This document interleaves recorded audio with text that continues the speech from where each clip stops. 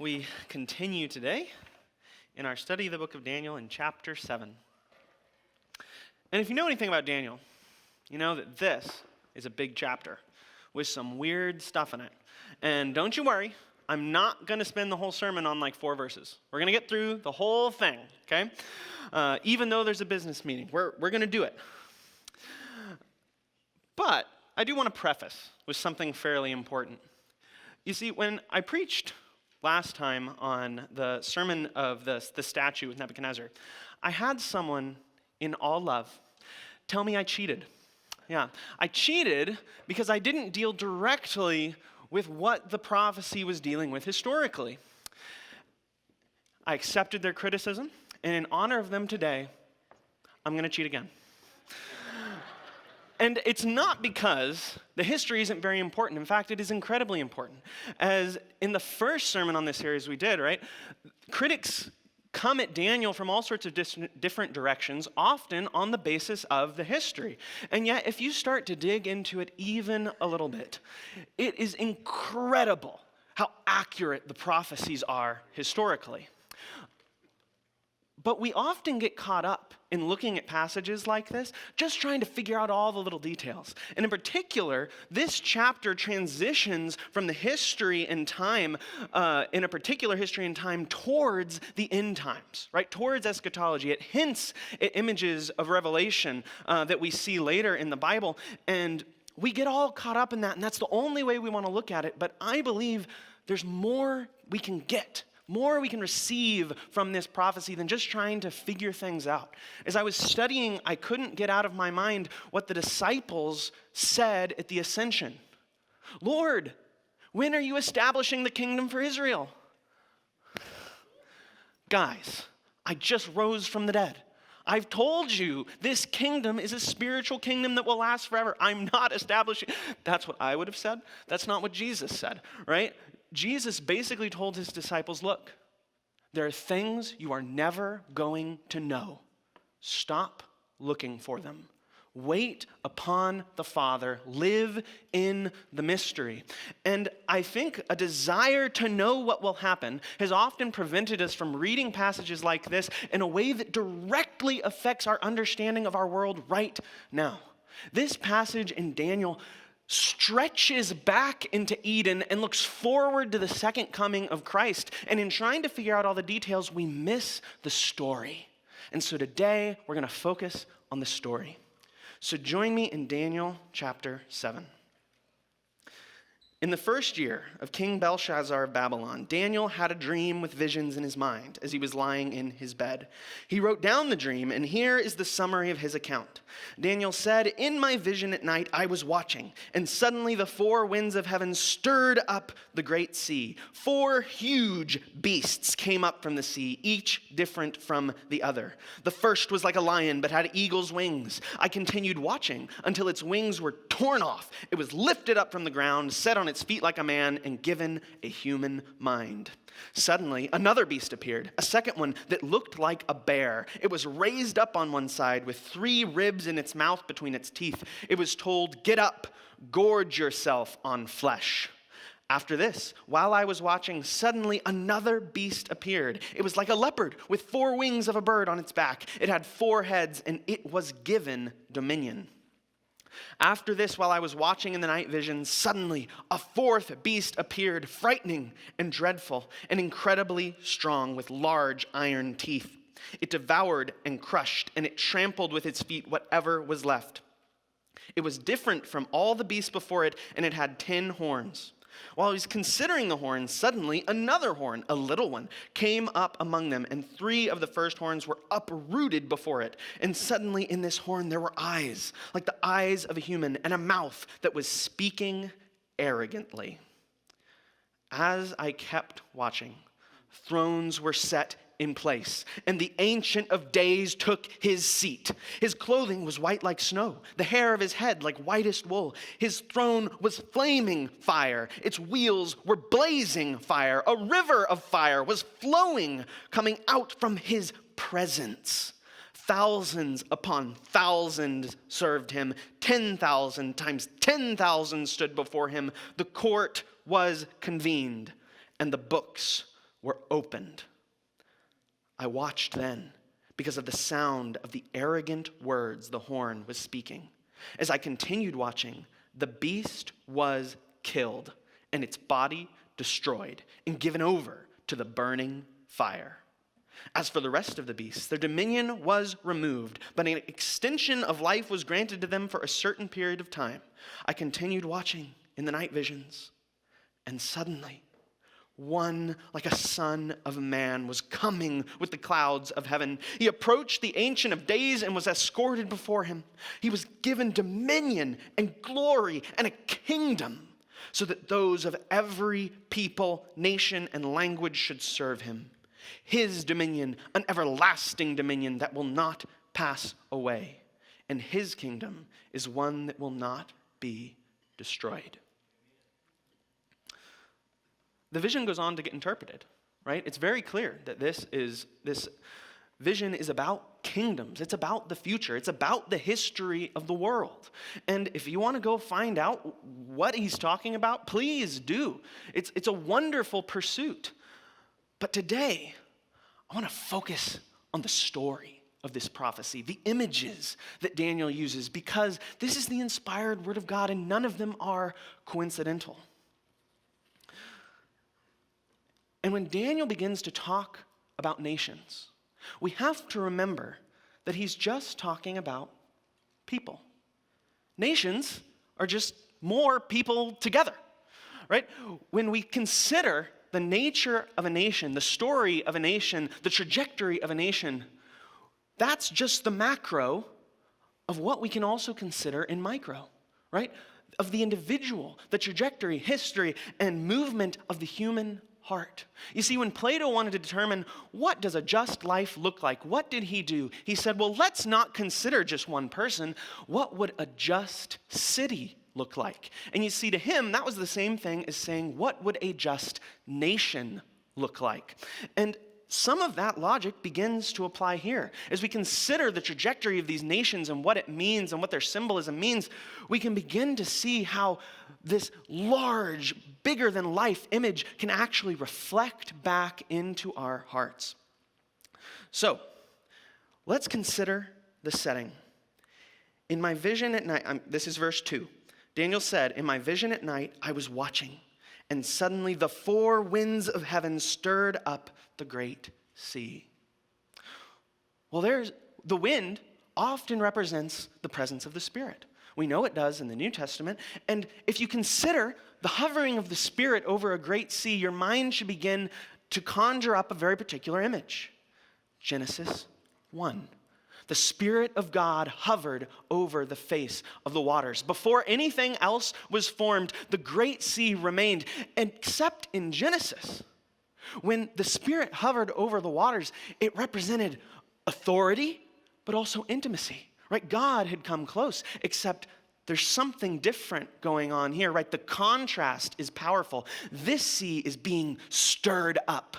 God very clearly divides the sea in the story of Genesis, revealing the sky, revealing the land, making space for the world to be populated. But here, there's conflict. There's something else going on. You see, water always represents in the Bible and often in ancient literature this mystery, this chaos, this potential for something good to come from it, but something essentially dangerous.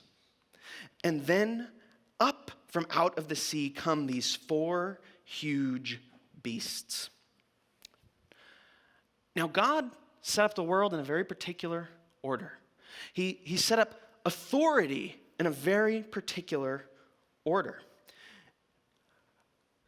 God created the world and he established man over it. The authority structure was God, man, creation. Right? It was from the top down authority structure. This is how it worked in creation. This is how God set it up in the garden. This is how it's always supposed to be. But in the garden, that authority structure began to be inverted, didn't it? Who tempted the woman? Well, it was a beast. She ceded her authority to an animal, something that was not supposed to be, right? And then the man cedes his authority to the woman, and ultimately, this is all an inversion trying to put God at the bottom. And you see the trouble with the authority structures, right, where you have God at the top and beast at the bottom. When it's inverted, man is still right in the middle. We never win. We're a servant by nature. We are never at the top. And so if it is inverted, it is the beast who is at the top. And if it's right side up, it's God who's at the top. And this movement of the beasts out of the sea should put us in mind of this inversion of how things ought to be. When we begin to see this description of the beasts, we immediately recoil. I think especially the first one. Right? Why is that? Well, because at the first beast, we have this horrible lion coming up, something that immediately makes us afraid. But then, he sat on the ground like a man.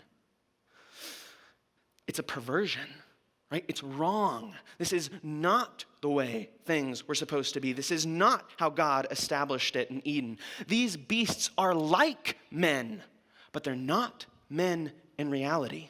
They come up out of the waters, opposing the means of God's creation, which was him putting creatures into the water. It's an attempt to usurp God's authority. And the same thing happened to us at the fall. When man fell, when humanity fell, we ceased to be as we ought to be, right? That's when our flesh, right, started leading us. Well, our flesh is not so different from a beast, is it? Not when you start to really think about it. Because remember, this is the macro. What is the desire of these beasts? We see it especially in the next one. Get up, gorge yourself on flesh. Well, James 4 has something very interesting to say about why humans kill.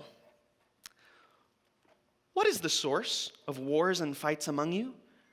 Don't they come from your passions that wage war within you? You desire and do not have. You murder and covet and could not obtain. You fight and wage war. You do not have because you do not ask. You ask and don't receive because you ask with wrong motives so that you may spend it on your pleasures. If that isn't a description of the flesh, I don't know what is. And that's what these monsters begin to remind us of. These titans, these creatures, these humongous creatures, as it says in the scriptures. Well, that's kind of what our flesh is like, isn't it? Oh, it's big. It's scary. There's no way we can defeat it. There's no way we can control it. That's how the story of all humanity begins. We fall, and in falling, the thing which overtakes us is completely insurmountable. And all it will ever do is destroy. And it will gorge itself, and yet never be satisfied. And of course, even that is an inversion of how things ought to be. What is the role God gave man? To steward his creation. And yet, what do these beasts do? They destroy his creation. They're given dominion and they abuse it for their own gain and their own power. And ultimately, they speak against God, right? Jesus said to the Pharisees, because you say you see, you are blind. Well, the horn gets eyes.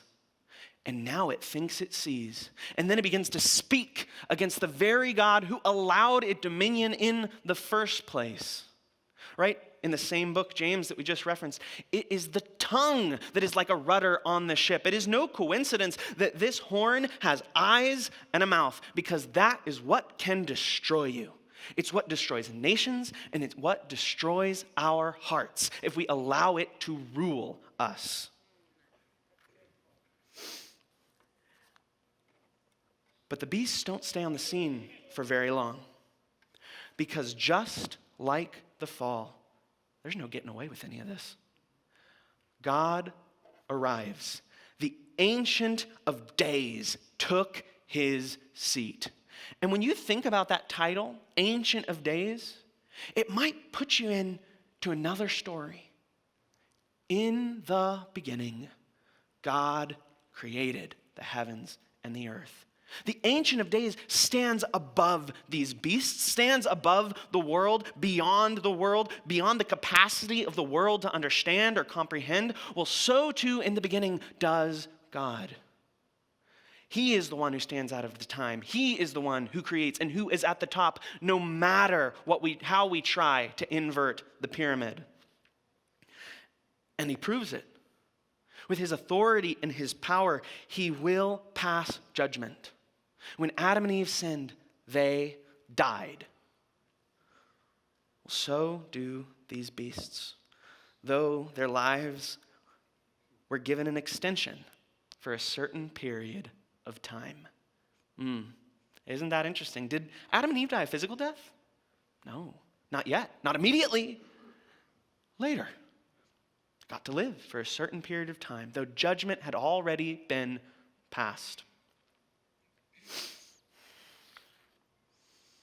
Death overcomes the beasts. It's the one foe that they can't beat because it is God who holds that in his hand. But then we come to the next part of the story. A new character comes on to the scene. The Son of Man. And you know, this is Jesus' favorite title for himself. The Son of Man. Because he is everything that we are not. And the Son of Man in Daniel is everything that the beasts are not. You see, Jesus wants to show us that he redeems everything to its fullest extent. And the Son of Man here proves that he is the exact opposite of everything that the beasts were, and that he ultimately has power over them. Even in the title, Son of Man, he sets himself apart from these beasts. He doesn't suffer under the power of the flesh. He has right relationship with God. He is as we ought to be. He is like one of us as we are, but also as we should be. Because he is the one who in the text comes before the Ancient of Days, and he is given what he has. He goes from heaven to earth, not from the bottom up, from top down, the way it ought to be. God as the authority, Christ, is given that authority, and he humbles himself to come have dominion on the earth. He rights the wrongness, the perversion of the structure that the beasts try to usurp. And then he establishes an everlasting dominion, one that cannot be destroyed. Where the beasts destroy, he stewards. You see, the beasts try to ascend, whereas Christ was willing to descend. The beasts rose up against God. Christ submits to God. The beasts destroy what they're given, but Christ preserves all that he has. The beasts die. Christ lives. The prophecy of Daniel gives us incredible hope because it reveals the truth about the trajectory of humanity, of our whole story, but also my story. Because the beasts still rear their ugly heads, don't they? They're still coming up. We're still fighting them. That power structure is constantly, we're trying to resist its inversion. We're trying to let God be first. But you know, the Ancient of Days had power over the beasts even when they came out of the water. He chose in his time when they were to die, when they were to be judged. Well, when we find that we are alive in Christ by the power of his Spirit, right? When we join the winning team, when we submit to the authority of God, we find that that power is now protecting us. In that judgment, we will be on the side of the saints. In the interpretation, we're told that these beasts will wage war against the saints, except the saints will win. you almost have to feel sorry for the beasts. You almost have to pity them, fighting a battle they cannot win when they had the opportunity to join the winning side. Yet how often do we seem more like beasts than saints? How often do we walk as though we were men, as though we are like a son of man, but in reality, we're a lion who has been given the mind of a man, who walks as if he were a man, seeking to devour others, even as we walk in their midst. God's judgment is true and right. It's the only proper structure of authority. The one that will continue on into eternity is the dominion of God through Jesus Christ over all man and over all the world. So we must always ask ourselves, are we submitted to this structure? Are we working against the order, the fabric of the world? Because by connecting this prophecy back to creation, we realize, right, that there is a way things are supposed to be. And how much strife do we cause ourselves by trying to do things our own way? You don't have to be lost to do that.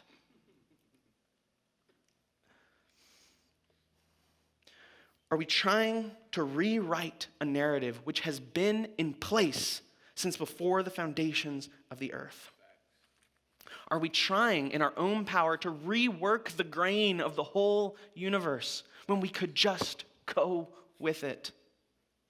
Consider what parts of your life have more in common with these beasts than the Son of Man. Ask God not yet to judge you. Submit to his authority and be changed and become like a son of man.